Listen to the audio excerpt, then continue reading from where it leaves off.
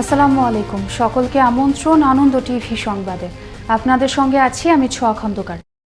12 থেকে 17 বছর বয়সী স্কুল শিক্ষার্থীদের টিকা কার্যক্রমে উদ্বোধন করেছেন স্বাস্থ্যমন্ত্রী জাহিদ মালেক।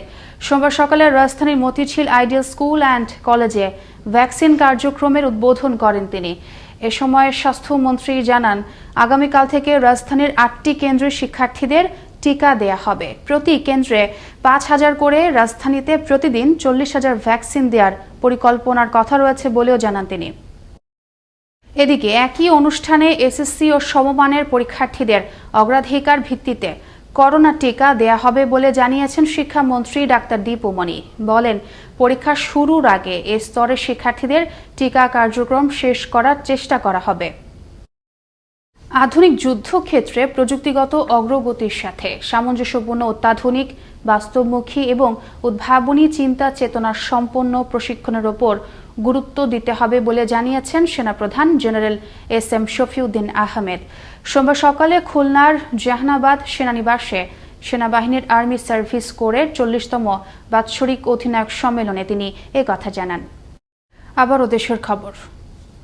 ব্রাহ্মণবাড়িয়ার বিজয়নগরে গৃহবধূকে শ্লীলতাহানির চেষ্টার আসামিদের গ্রেপ্তার ও দৃষ্টান্তমূলক শাস্তির দাবিতে মানববন্ধন করল এলাকাবাসী। সোমবার সকালে বিজয়নগর থানার সামনে এ মানববন্ধন অনুষ্ঠিত হয়। এ সময় অভিযুক্তদের আইনের আওতায় আনা সহ ভুক্তভোগী পরিবারের নিরাপত্তা নিশ্চিতের দাবি জানান মানববন্ধনের বক্তারা।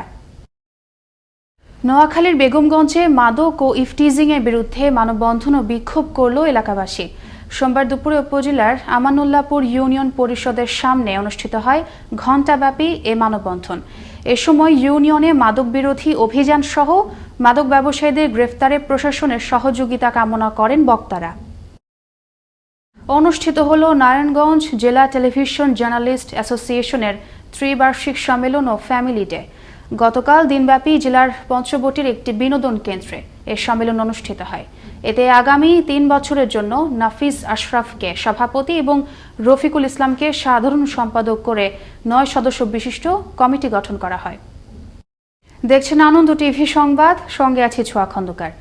কক্সবাজার শহরের সড়কগুলো দ্রুত সংস্কার ও অ্যাডমিন একাডেমির জন্য বরাদ্দকৃত 700 একর বনভূমির লিজ বাতিল সহ এনজিওতে স্থানীয়দের চাকরি ছাঁটাই বন্ধের দাবিতে মানববন্ধন করল এলাকাবাসী।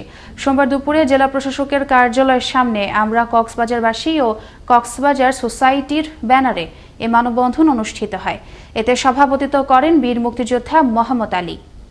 জাতির জনক বঙ্গবন্ধু শেখ মুজিবুর রহমানের সমবায় দর্শন অনুযায়ী গ্রাম সমবায় প্রতিষ্ঠার মাধ্যমে গ্রামকে উন্নত ও আধুনিক গ্রামে রূপান্তর করার স্বপ্ন বাস্তবায়নে সারা দেশে 10টি বঙ্গবন্ধু মডেল গ্রাম গড়ে তোলার উদ্যোগ নিয়েছে সরকার, যার মধ্যে 2টি বরিশালে।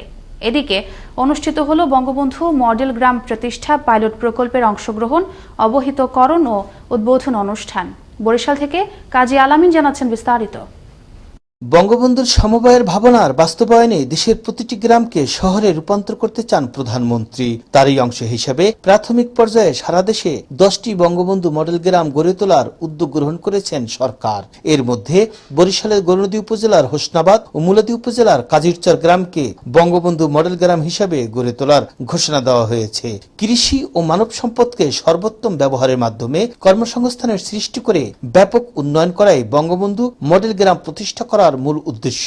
প্রধান অতিথির বক্তব্যে এমনটি জানিয়েছেন সমবায় অধিদপ্তরের মহাপরিচালক অতিরিক্ত সচিব ডক্টর মোহাম্মদ হারুনুর রশিদ বিশ্বাস।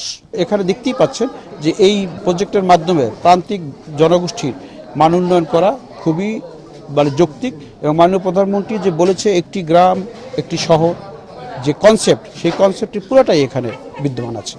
হোসনাবাদ নিজামুদ্দিন কলেজের হলরুমে বঙ্গবন্ধু মডেল গ্রাম প্রতিষ্ঠার পাইলট প্রকল্পের অংশগ্রহণ, অবহিতকরণ সভায় উপজেলা নির্বাহী অফিসার বিপিন চন্দ্র বিশ্বাসের সভাপতিত্বে বিশেষ অতিথি ছিলেন সদ্য অবসরপ্রাপ্ত সচিব মোহাম্মদ জাকির হোসেন আকন্দ, উপজেলা আওয়ামী লীগ সাধারণ সম্পাদক ও পৌরসভার মেয়র মোহাম্মদ হারিসুর রহমান সহ অন্যান্য নেতৃবৃন্দরা। শহরের সুবিধা গ্রামে পৌঁছে দিতে বিশাল কর্মযজ্ঞ শুরু হওয়ার কথা শুনে আনন্দিত গ্রামের বাসিন্দারা। বঙ্গবন্ধুর আদর্শ গ্রাম, এটার মধ্যে হোসনাবাদ হলো একটি আদর্শ গ্রামে রূপান্তরিত হইতে যাইতেছে। মডেল গ্রাম থেকে শহর থেকে যে সুবিধা পাবে আমরা সেই সুবিধা এক্সপেক্ট করি, আশা করি। তারপর যদি মডেল হয়, মনে করি যে অনেক শান্তি আল্লাহ আমাদেরকে মডেলের হিসাবে দেবে।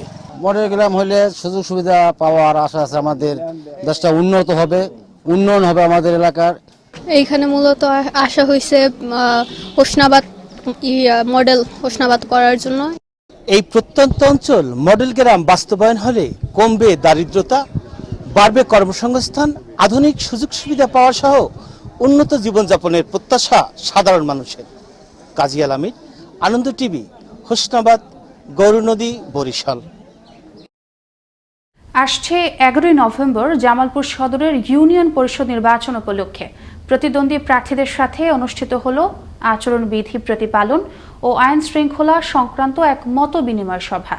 সোমবার দুপুরে জেলার মির্জা আজম অডিটোরিয়ামে অনুষ্ঠিত এ মত বিনিময় সভায় বক্তব্য প্রদান করেন জেলা প্রশাসক মোর্শেদা জামান, পুলিশ সুপার নাসির উদ্দিন আহমেদ এবং জেলা নির্বাচন কর্মকর্তা গোলাম মোস্তফা সহ আরও অনেকেই।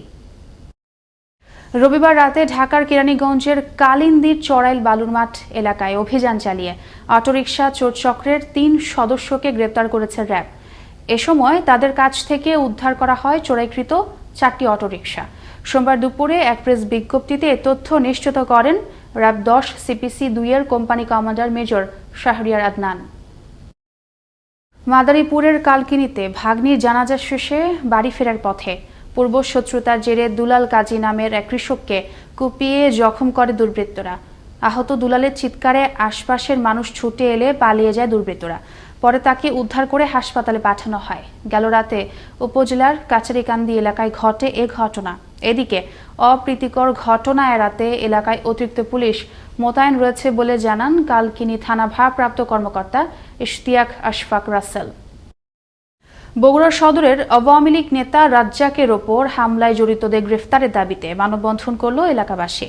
সোমবার দুপুরে উপজেলার রাজাকপুরে অনুষ্ঠিত মানববন্ধনে দোষীদের দ্রুত গ্রেফতার করে দৃষ্টান্তমূলক শাস্তির দাবি জানান বক্তারা।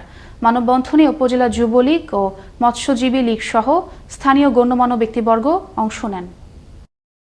সোমবার সকালে গাজীপুরে ঢাকা ময়মনসিংহ মহাসড়কের মেম্বার বাড়ি এলাকায় বেপরোয়া গতির একটি যাত্রীবাহী বাস উল্টে এক শিক্ষার্থী সহ মৃত্যু হল 2 জনের।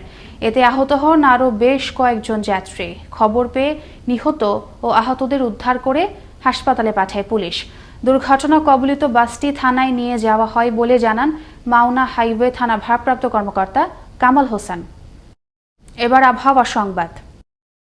সোমবার সকাল 9টা থেকে পরবর্তী 24 ঘন্টার আবহাওয়ার পূর্বাভাসে বলা হয়েছে, দক্ষিণ পশ্চিম বঙ্গোপসাগরে শ্রীলঙ্কা উপকূলে অবস্থানরত লঘুচাপটির একটি বর্ধিতাংশ উত্তর বঙ্গোপসাগর পর্যন্ত বিস্তৃত রয়েছে।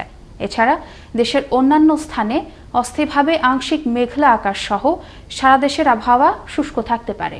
এ সময় সারা দেশের রাতের এবং দিনের তাপমাত্রা সামান্য কমতে পারে বলেও জানানো হয়। এই ছিল এখনকার মতো। আনন্দ টিভি সংবাদ দেখুন প্রতিদিন বিকেল 5টা 30 এবং রাত 9টা 30। আনন্দ টিভির সঙ্গে থাকার জন্য সকলকে ধন্যবাদ।